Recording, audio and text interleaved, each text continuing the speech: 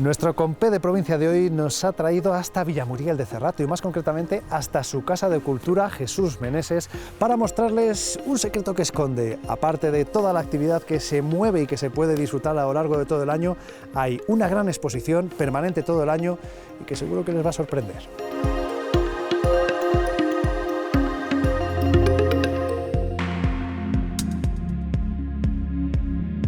Vamos a presentarles el secreto mejor guardado de esta biblioteca de Villamuriel de Cerrato, este Fossilium, que vamos a conocer de la mano de Nerea López, que es la guía de esta magnífica colección. Muy buenas, Nerea. Buenas. Que, a ver, la gente se puede hacer una idea, ¿no? Puede imaginarse que Fossilium está relacionado con fósil, pero ¿qué es exactamente esta exposición? ¿Qué es este espacio? Vale, pues lo que nos encontramos aquí es un aula paleontológica en el que nos encontramos fósiles de Palencia, de Castilla y León, de diferentes partes de España, del mundo. Es un pequeño museo en el que podemos encontrar diferentes piezas de todo el mundo. Que son restos en el fondo de nuestro pasado, de un pasado lejanísimo. Del que muy poco conocemos. Lo que conocemos es precisamente gracias a este tipo de restos. Aquí lo que se procura también es, vamos a decirlo así, que la gente se vaya al menos con unos datos, con un poco de aprendizaje y conocimiento de lo que es este mundo del fósil. Lo primero, lo estábamos comentando antes, es muchas veces poner un pequeño vídeo explicativo para entender mejor lo que se van a encontrar. Claro, un vídeo introductorio en el que tú, después de verlo, pues entiendas qué son los fósiles, que pues son restos orgánicos de animales y plantas del pasado, de seres vivos, que muchos ya no existen y que pues nos han llegado así en la actualidad y podemos estudiarlos y gracias a ellos conocer cómo era el mundo en el pasado, cómo eran estos animales, cómo han evolucionado esas familias de animales hasta lo que tenemos ahora.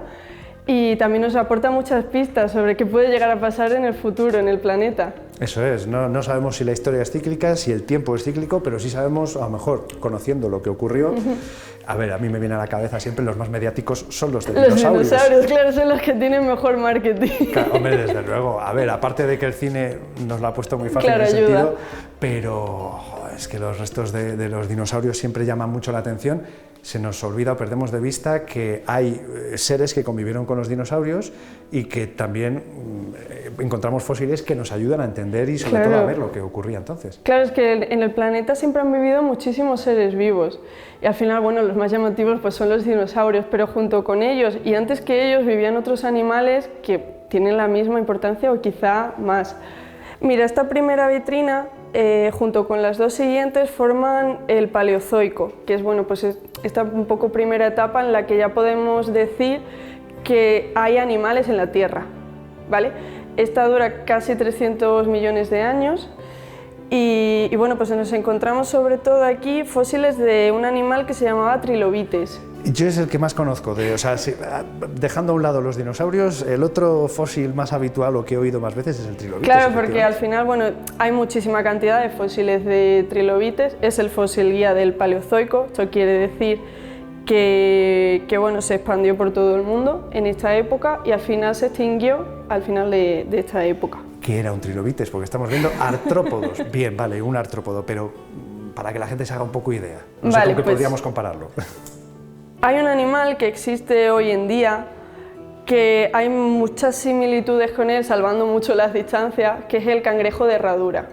Es que estamos hablando de unos animales, si hablábamos antes de los dinosaurios, hablamos mucho de tamaño y envergadura, claro, en este caso todavía más antiguos. Más antiguos, claro, sí, mucho más antiguos.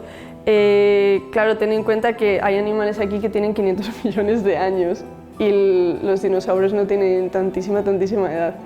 El Trilobites en sí, pues eso, era un artrópodo, era marino, artrópodo porque tenía muchas patitas y se llama así porque su cuerpo está dividido en tres partes. Tenemos el cefalón o cabeza, luego tiene el tórax o cuerpo y el pigidio o cola. De Trilobites había muchísimas especies, pero miles y miles y miles de especies. Y por ejemplo, una manera que tienen los paleontólogos de diferenciar tanta especie es por la forma en la que tiene el Trilobites la cola.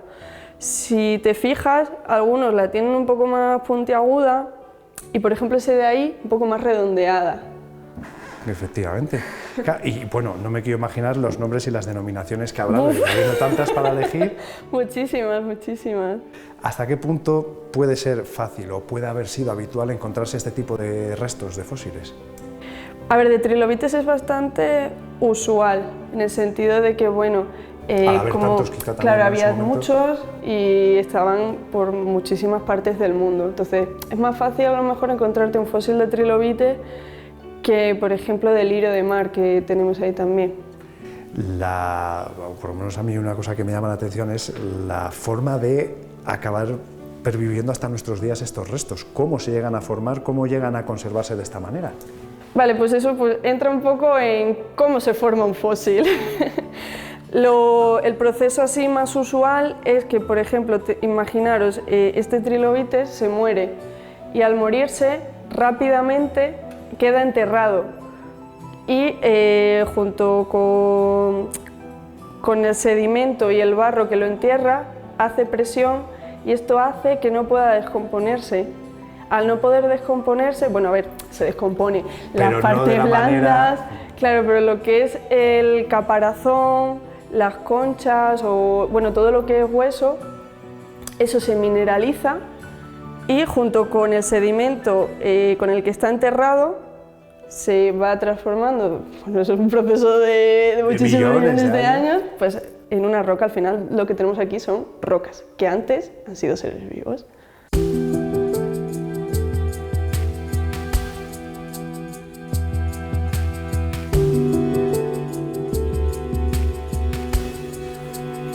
Avanzamos un poco en la exposición y en el tiempo. Aquí, bueno, nos encontramos sobre todo animales que han convivido con los dinosaurios. Aquí en Fossilium no tenemos fósiles de dinosaurios, pero bueno, tenemos de otros muchísimos animales que tienen la mismísima importancia que tuvieron los dinosaurios y que, por ejemplo, algunos se extinguieron junto con los dinosaurios, como pasa con los amonites. ¿Ves?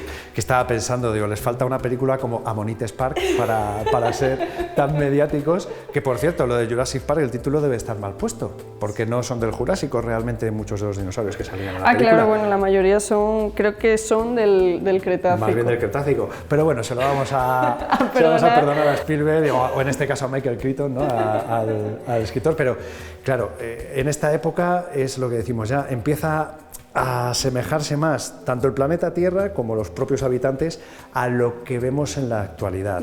Y vemos que efectivamente se forman unos fósiles que pueden resultar más visuales para los visitantes, sobre todo para los que somos profanos. Creo yo, ¿no? Que son más visuales, claro, más llamativos. Sí. A ver, aquí siempre llama muchísimo, sobre todo el tamaño que tienen esos amonites, que incluso llegaron a ser más grandes. Se han encontrado restos de amonites que medían 2 metros. Y un amonites que podríamos asemejar, voy a tirarme a la piscina, a un caracol, porque veo ahí como un enroscado, una elipsis. Visualmente se parece, pero ni es un caracol ni pertenece a la familia de los caracoles. Los amonites son cefalópodos, ya no existen, bueno, como ya he dicho, se extinguieron.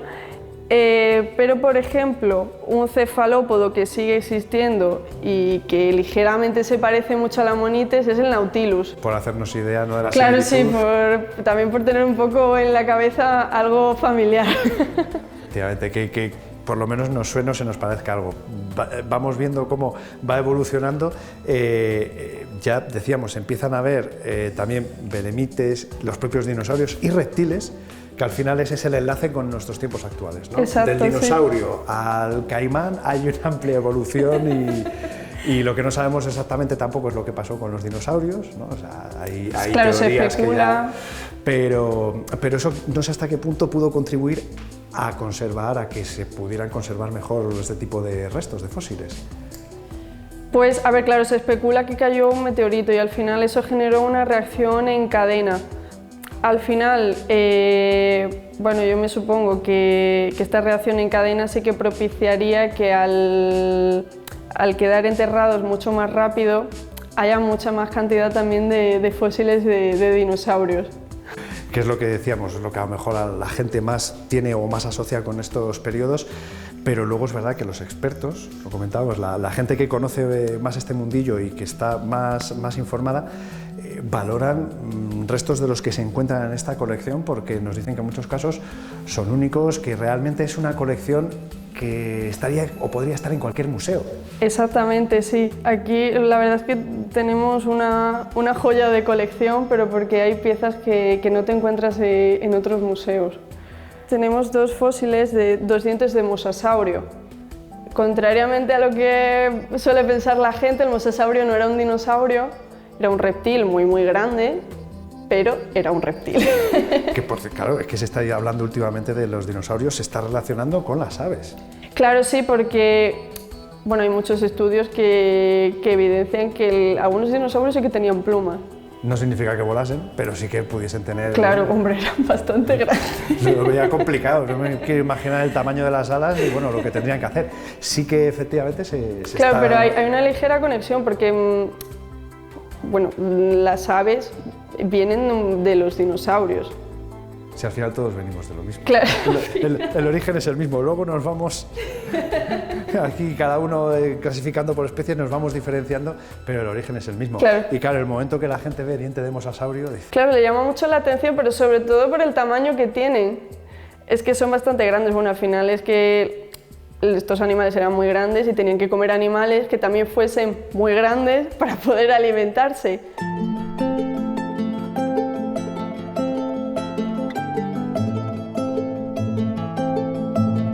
Y otro salto temporal, nos vamos acercando, entre comillas, a la época actual. Estamos en el Cenozoico, que es un periodo que, por cierto, está dividido a su vez en distintas etapas, pero podríamos decir que es un tiempo el más cercano a nuestra época actual y donde empiezan a aparecer ahora sí más animales, iba a decir, de nuestros géneros, de nuestra especie, más mamíferos, más animales, si no como los que vemos o conocemos hoy día, más similares, ¿no? Claro, sí, ahora sobre todo le pasa a los visitantes, cuando llegamos a estas vitrinas ya los animales se les hacen más familiares al ojo, claro, porque, bueno, por ejemplo, tenemos muchos fósiles de bivalvos, de animales de 2 conchas, que se parecen mucho a lo que te encuentras en la playa cualquier día de paseo.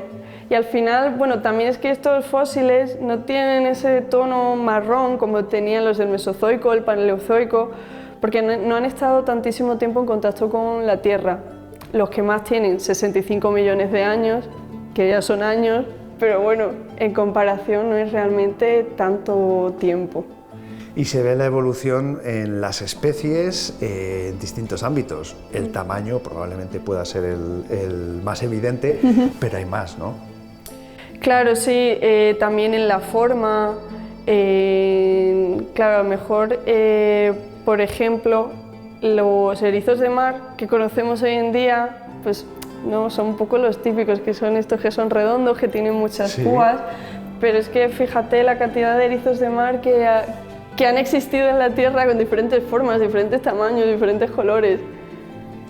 Y todo lo que no conocemos que está más abajo en las profundidades, ¿no? Y los animales que no han llegado a fosilizarse, porque claro, hay que entender que un fósil es una casualidad que se ha dado en el tiempo y tenemos muchísima suerte de poder disfrutar de ellos. Los fósiles que tenemos aquí pues son de animales que yo intuyo que son los más comunes. Puede ser que haya animales que no hayan llegado a fosilizarse nunca. Y que nunca sepamos que existieron porque efectivamente no se dio esa circunstancia, esa casualidad. Yo todo lo llevo al mismo terreno, al cine. Hablábamos antes de los dinosaurios, del Parque Jurásico. Ojo, que hay otros animales que también han tenido peso, protagonismo en el cine. Me venía a la cabeza el megalodón. El megalodón, sí. Porque me venía al principio tiburón, pero por no citar a Spielberg siempre, vamos con el hermano mayor y ancestral del tiburón, como era el megalodón, ¿no? El megalodón. Es una estrella también aquí. Sí. Tenemos aquí un fósil, un diente. Bueno, el megalodón era un tiburón, es el tiburón más grande que ha existido, y como ocurre con los tiburones, como su esqueleto está formado de cartílago, eso usualmente no suele fosilizar. Lo que más tenemos de fósiles de tiburones son dientes. Los tiburones tienen una cantidad muy grande de dientes. Y bueno, la mayoría pues eso, tienen la suerte de que les vuelven a salir cuando se les cae.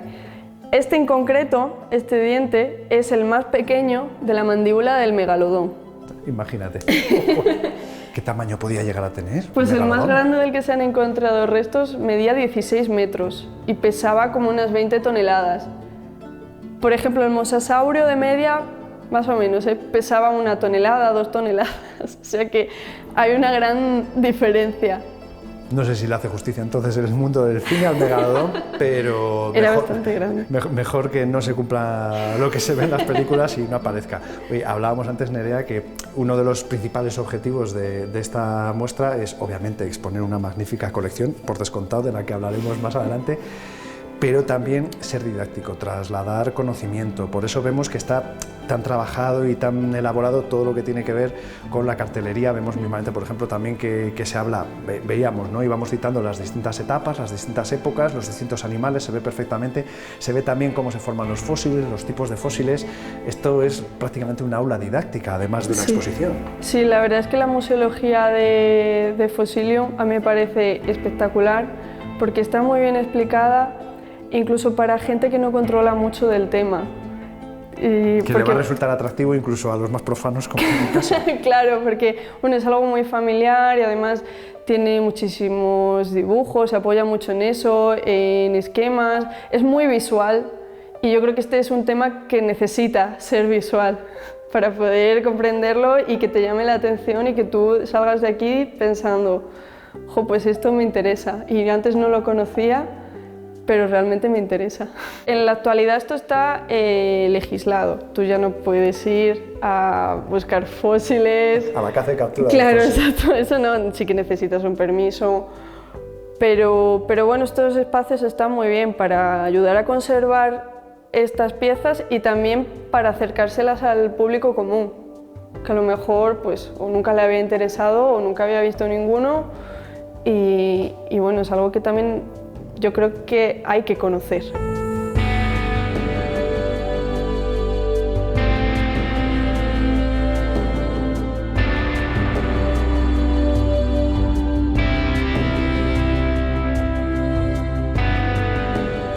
Bueno, aquí tenemos la joya de la corona.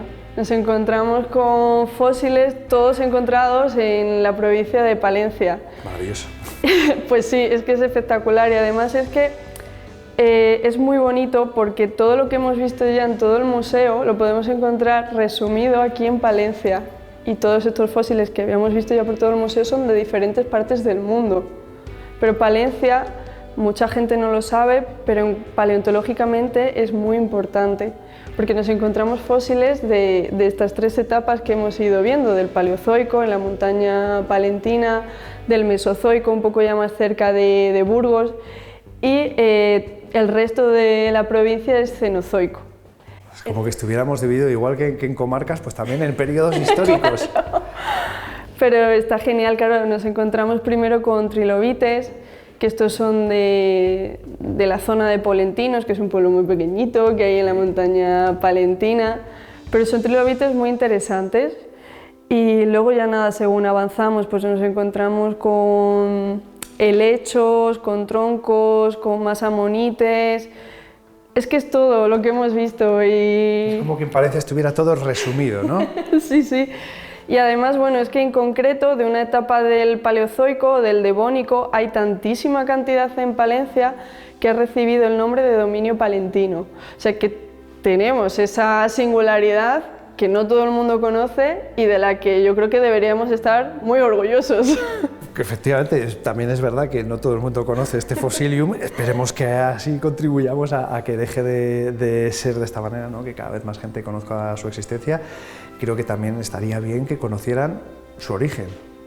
¿Cómo aparece aquí esta colección? Pues bueno, esto es más sencillo de explicar quizá que estos fósiles. Y bueno, esta colección la donaron 2 vecinos de aquí de Villamuriel, Rafael Martín y Raquel Lorenzo. Ellos no son paleontólogos, pero sí que durante más de 30 años, por afición, han ido pues nada, buscando fósiles por diferentes partes de España, del mundo. Cuando todavía se podía. Cuando todavía se podía.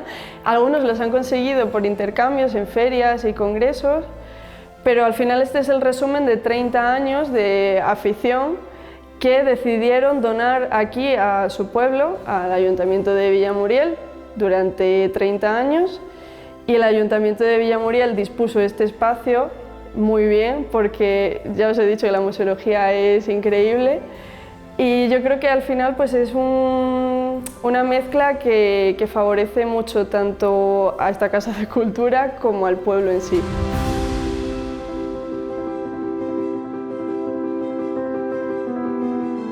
Desde el Ayuntamiento se ha hecho esta gran apuesta por una musealización que la propia responsable de enseñarlo, Nerea, nos decía que está muy bien elegida. Se han buscado criterios, Roberto, para dar el valor que merece esta exposición, esta colección, ¿no? Sí, yo creo que bueno, pues a la vista de todos está que queda una musealización muy profesional, además muy didáctica, porque bueno, al final no deja de ser un tema complejo, lo de los fósiles, pero bueno, se ha expuesto para que bueno, pues los niños puedan venir a visitarlo, las familias, todas las personas puedan ver un poco cómo es la evolución de todos estos fósiles y también pues especialmente un espacio especial para los fósiles de Palencia. Entonces bueno, sí que se hizo esa apuesta desde el Ayuntamiento, agradeciendo y, por ejemplo, y cogiendo el guante de la familia, a la que agradecemos mucho, de Rafael especialmente. Lo vimos claro desde el primer momento que esto tenía que ser puesto a disposición de todos los vecinos de Villamuriel, aparte donado por un villamurielense. Entonces bueno, pues ahora es un recurso que es muy utilizado, especialmente por los colegios de la localidad, por mucha gente que viene de fuera y con, bueno, pues con una exposición pues muy atractiva. Magnífica. Y eso que no está todo, que era tal la colección, había tanta variedad y tantos elementos que no hubo sitio para todos, pero ahí están, esperando la ocasión. Eso es, la donación era enorme de muchísimas piezas de fósiles. El propio Rafael fue el que diseñó, junto con la empresa, qué piezas eran las más importantes para ser expuestas. Entonces, bueno, pues eso es lo que hoy vemos y podemos ver cada día. Luego, pues como decimos Nerea, siempre hay las piezas del mes o diferentes actividades, se va renovando también alguna de las piezas, pero bueno, yo creo que es, como digo, algo muy atractivo, muy didáctico para los niños, en el que van viendo pues la evolución de toda la historia de la humanidad a través de los fósiles. Muchas cosas que también les gusta es la época de los dinosaurios, que siempre les encanta, y luego aquí continuamente pues hacemos talleres, dinámicas, actividades para que esto sea un aula viva. Rafael siempre decía que no le gustaría que se llamase museo, sino un aula didáctica, y es lo que estamos trabajando para que sea un sitio vivo en el que la gente pueda venir a aprender, a descubrir y a pasárselo bien también.